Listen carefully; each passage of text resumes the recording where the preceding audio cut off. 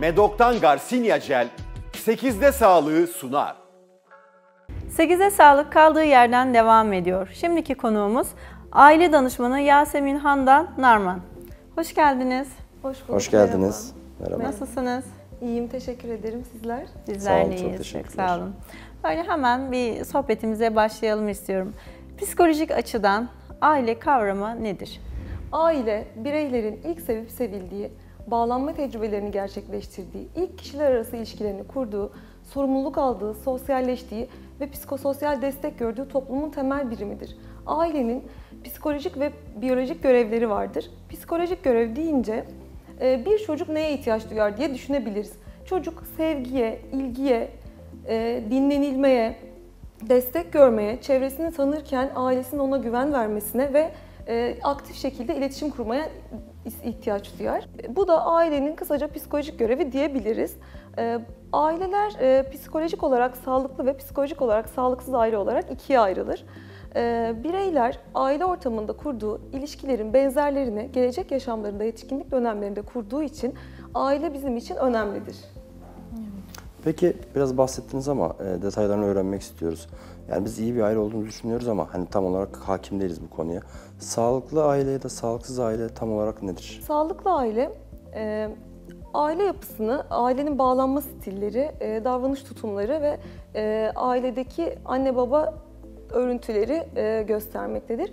Sağlıklı aile deyince ailede olumlu anne baba tutumları varsa, ailede anne ve babanın birbirine davranışları ve çocuğuna davranışları pozitifse ve sevgi doluysa, güvenli bağlanma gerçekleşiyorsa biz bu ailelere sağlıklı aileler diyebiliriz. Aynı zamanda sağlıklı ailelerde çocuklar bilişsel ve psikolojik olarak da desteklenir.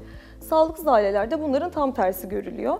Neden bizim için sağlıklı aile olması önemli? Çünkü çocuklar sağlıklı ailelerde yetiştiklerinde ileriki dönemlerde daha özgüvenli, daha kaygı düzeyleri düşük, suç işlemeye daha az meyilli, olumlu davranışları yüksek, psikolojik olarak daha sağlıklı, özgüvenli, başarılı bireyler oldukları, kişiler arası iletişimlerinde daha başarılı gerçekleştirdiğini görüyoruz.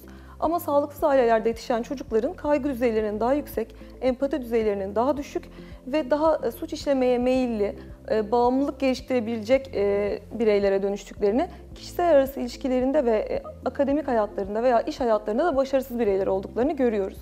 Hatta ailenin psikolojik olarak sağlıklı ve sağlıksız olması anne bebek bağlanmasına da etki ediyor. Peki anne ve bebek bağlanması hakkında ne söyleyebilirsiniz? Şimdi bağlanma kavramı ilk psikanalist Bowlby tarafından ortaya atılmış. Bağlanma, anne ve bebeğin birebir karşılıklı olan ilişki sürecini temsil ediyor bizim için. 3 çeşit bağlanmamız var. Güvenli bağlanma ve kaygılı veya kaçıngan bağlanma diye. Güvenli bağlanma, bebeğin fiziksel ve psikolojik ihtiyaçlarının anne tarafından hemen sevgiyle karşılanması sonucu oluşuyor.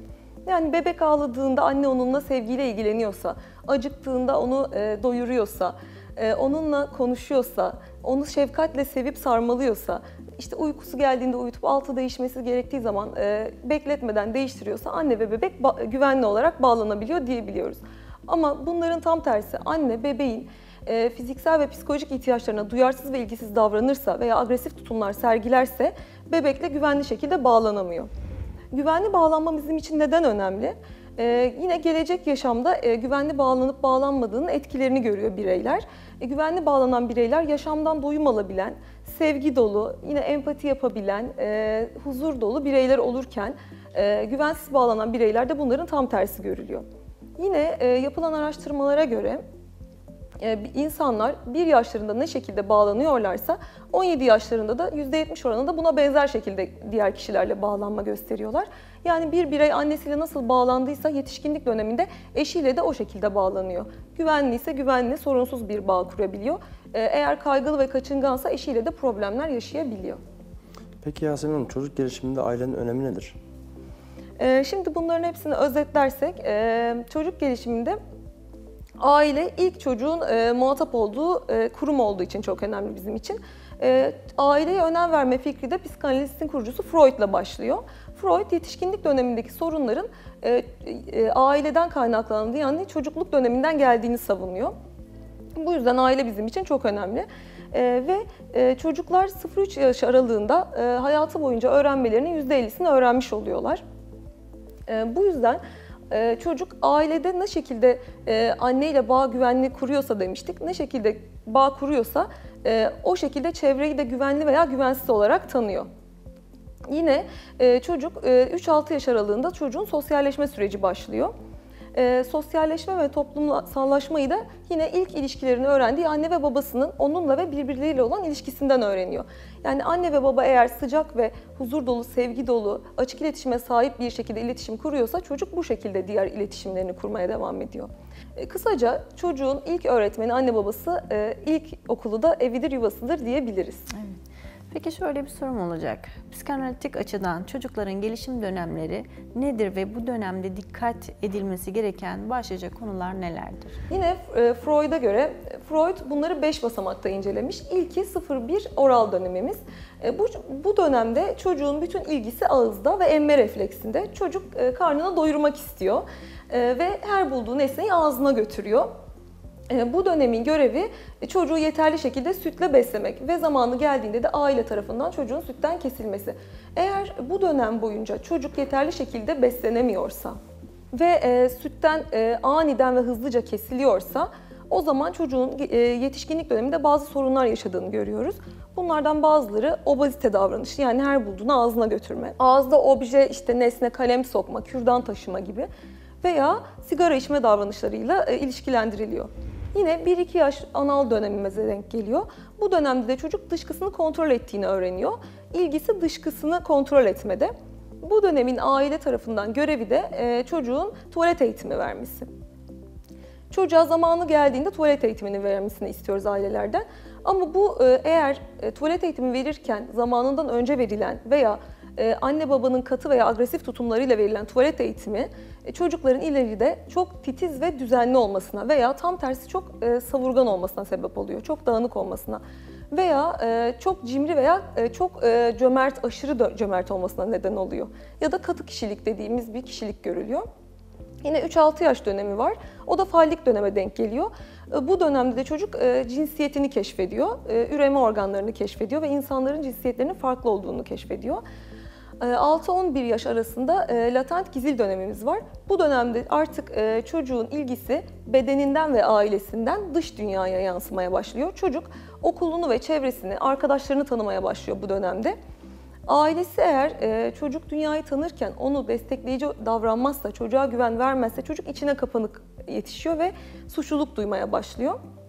Ve yine bu dönemdeki güvensiz ailenin tavrı gelecek dönemlerinde çocuğun insan ilişkilerinde güvensiz olarak ilişki kurmasına neden oluyor. Son dönemimizde 12 yaş ve yetişkinliği kapsayan genital dönem. Bu dönemde de çocuk artık ilgisini karşı cinse veriyor. Freud'a göre bu gelişim basamaklarındaki sorunlar yetişkinlikte psikolojik olan sorunlara sebep olmaktadır. Bu yüzden önemli. Peki. Bu aşamaları çok güzel özetlediniz. Çocukta bir psikolojik problem varsa bunların tedavisi ve terapi kısmında neler yapıyoruz?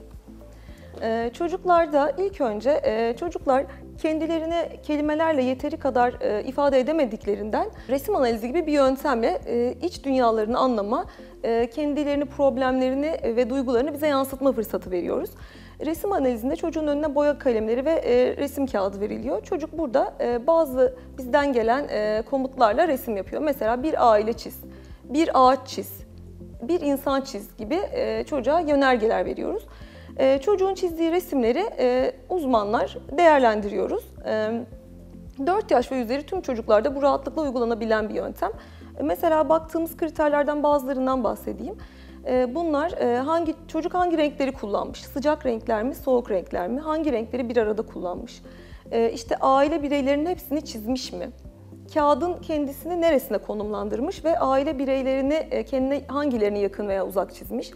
Resimde sevgi veya nefret objeleri var mı? Aile üyelerinin ve kendi vücudunun parçalarını tam, eksiksiz mi çizmiş yoksa abartılı veya hiç çizmemiş mi? Böyle bu tarz maddelerle resimleri değerlendiriyoruz. Son tekniğimiz de psikodrama tekniği. Bu teknik tiyatral becerilerle terapi tekniğine dayanıyor. 4 yaş ve üzeri tüm çocuklar için kullanılabilir, uygundur. Çocuk burada bir grupla çalışıyor, grup içinde. Çocuğa yeni bir olgu ve kavramı psikodrama tekniğiyle öğretebiliriz. Bunun dışında çocuk kendini keşfediyor, kendini fark ediyor, iletişim becerilerini geliştiriyor, yaratıcılığını arttırıyor ve sosyalleşebiliyor. Bu tekniklerin hepsi çocuğa hem güven veriyor hem de çocuğu eğlendirerek problemlerin çözmesine yardım ediyor. Çok güzel. Ağzınıza sağlık. Çok teşekkürler. teşekkür ederim. Geldiniz. 8'e Sağlık'ta bugünkü konuğumuz aile danışmanı Yasemin Handan Narman'dı. Kendisiyle çok hoş bir sohbet gerçekleştirdik. 8'e Sağlık kaldığı yerden devam ediyor. Medok'tan Garcinia Jel 8'de sağlığı sundu.